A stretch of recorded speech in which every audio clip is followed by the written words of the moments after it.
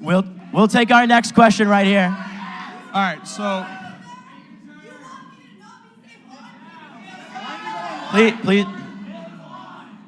Please refrain from interruptions. get in line. They will answer your question.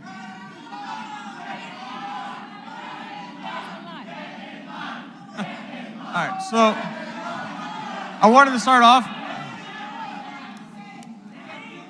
All right, so I wanted to start off saying thank you for coming here and dealing with garbage like this and just like keep on stopping. All right, anyway. All right, so my question is, there's clearly a little bit part of the gender gap is because of the choices of the majors that people go into. And I was wondering if you could choose one major to really tell people to steer away from so they can stop making this really ridiculous stat. Which one would you suggest to get rid of at a university? Gender studies should be abolished in all publicly funded universities. Students who go to study gender studies, particularly at federal funded universities, come out dumber than when they went in. They come out believing lies. They come out with their critical faculties impaired, not improved. They come out more fragile than they arrived. They come out less able to have stable relationships with people, less able to cope in the world of work, less able to be functional, well-rounded human beings. Gender studies departments are damaging young people. They should be shut down.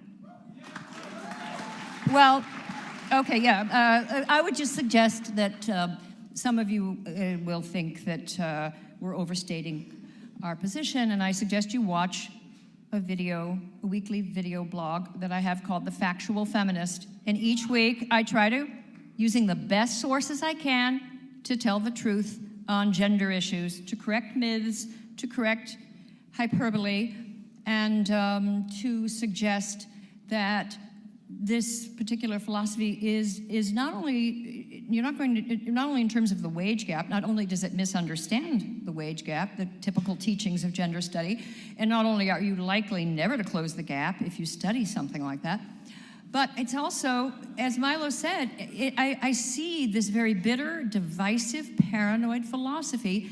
It's ideology pretending to be scholarship. It's propaganda pretending to be fact. And history, and I urge some of the radicals in the room, because you're not always going to be radical. Some of you will change. Some of the best anti-Marxists were once Marxists, so I'm waiting for you to, emerge. We'll take you in, don't worry. We'll take you in. We're friendly. We're nice. We won't yell at you. But the thing is, a lot of you want to be, I see the passion and I see the earnestness, and you're young, you want to change the world, you want to do it now, and you're on the right side of justice, and you think that, but here's the thing, if you're on the right side of justice, history suggests you need a good grasp of reality. If you've got moral energy and you've got reality and truth, you will make progress. You'll be Martin Luther King, you'll be Gandhi, you'll be, the women's rights movement, they got the vote, and the second, but history also shows us a different kind of activism, where you have moral fervor and misinformation, moral fervor, propaganda. That is conducive to fanaticism.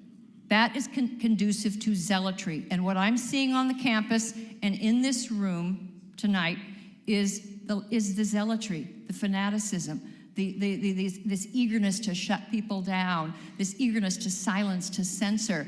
You've got to rethink it. If you want to, If you want to close the gender pay gap, women should start lining up for trade school to go roofing in Florida in the summer. They can't hire you fast enough. Problem solved. I'd like to build on what Christina said. Most of the people causing trouble in this room are 20 years old? You don't know anything. You don't know anything. So I would encourage, and I don't mean that to be offensive, although, if you take it as that, I don't give a shit.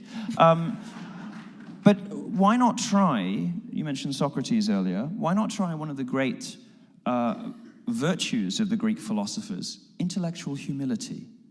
Why not consider the possibility that somebody else might have something to add to your view of the world?